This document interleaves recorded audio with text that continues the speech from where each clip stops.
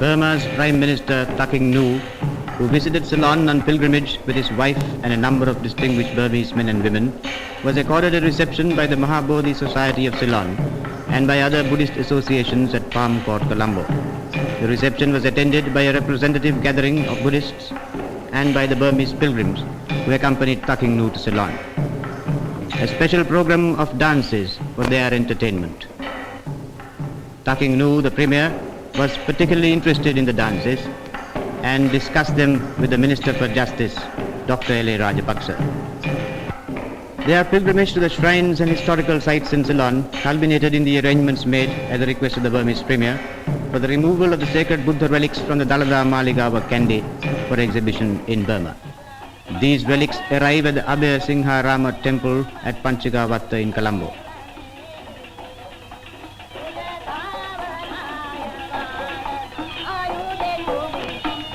For the first time in living memory, Buddha relics are now on their way to Burma.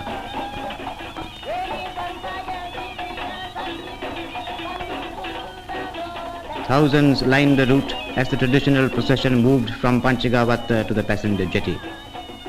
The relic casket of pure gold contained 5 relics of the Buddha and 7 relics of his disciples. Together with these relics, 150 bow saplings were also conveyed.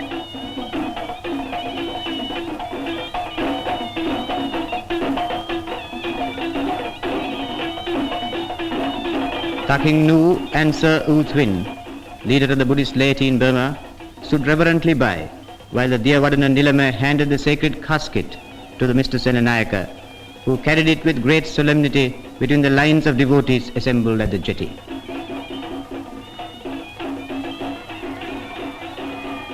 A vast crowd packed the upper jetty to see the Diyavadana Nilama, Mr. C.B. Nugavela, lay custodian of the Temple of the Tooth, take charge of the relics. They saw the Diyavadana Nilama step into the special launch which took him on board HMS Kenya, which lay at anchor in the Colombo harbour.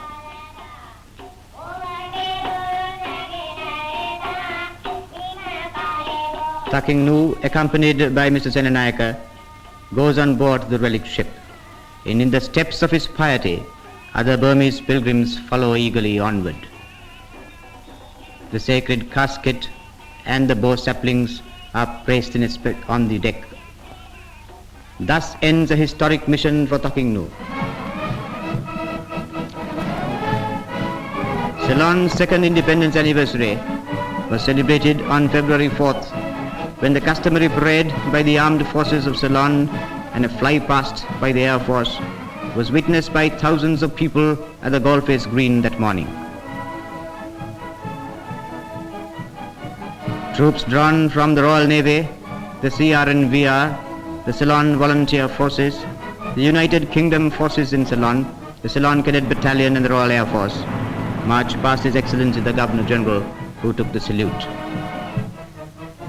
It was a colorful scene and the ceremony was dignified and impressive.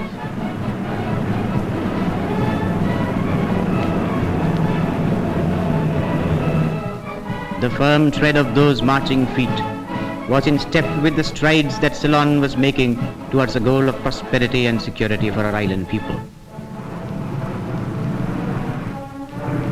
To a man, the smart body of men marching past was aware of the great role that the island of Ceylon had begun to play as a free country. A role made clear by the memory of the famous Colombo Conference of Commonwealth Prime Ministers and by the Asian Regional Conference of the ILO held at New Aurelia. The afternoon celebrations on Independence Anniversary Day saw 10,000 people assembled at the Colombo Racecourse to witness a 2.5-hour program of drill displays and national dances in which 2,000 boys and girls took part.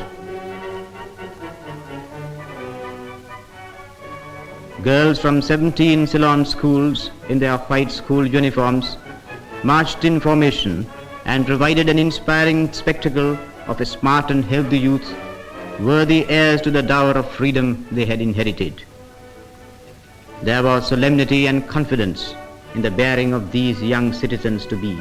as they swung forward in a brisk march, or as they stood perfectly still in between the different movements of their display.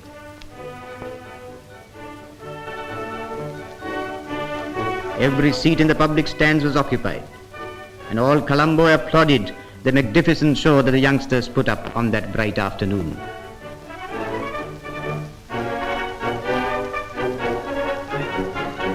The display ended with the singing of the national anthem, Namo Namo Mata, and the vast gathering in the stands stood in silence as the strains of the noble melody came over the loudspeakers and found an echo in the hearts of free Ceylon's sons and daughters there present in their thousands on the green.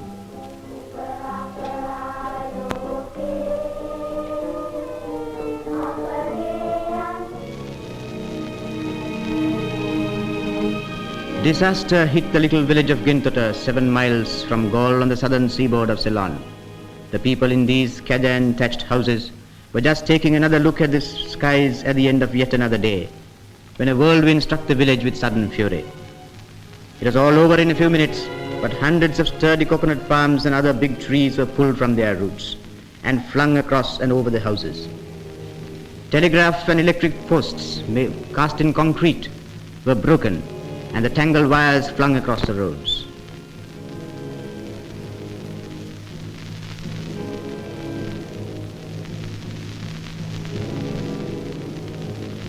It was not difficult then for the winds to snap this palm tree at its sturdy base.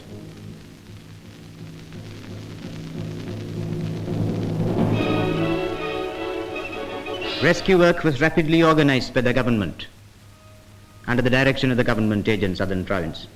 It will take weeks and months before little Gintota takes up the broken threads of life again.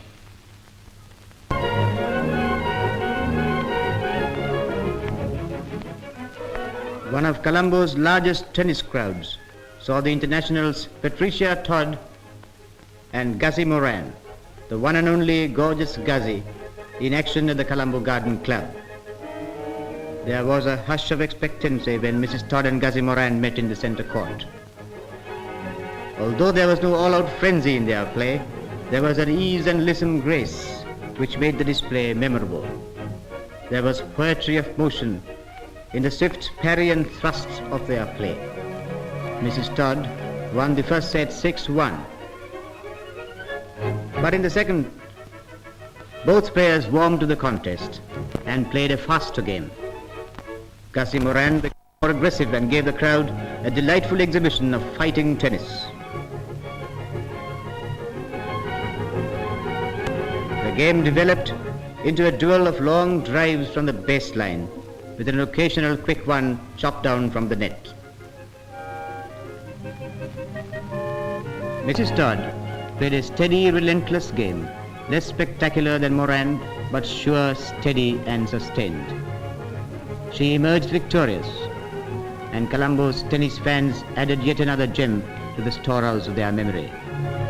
Everyone who saw the magic of Mrs. Todd's courtcraft and the rhythm of gorgeous Gussie's footwork at baseline or at the net will fervently hope that these stars will be back again with us on the sunny courts of Ceylon. Ladies and gentlemen, I and my brother Mickey have much pleasure in presenting this march composed by us to commemorate Lanka's independence.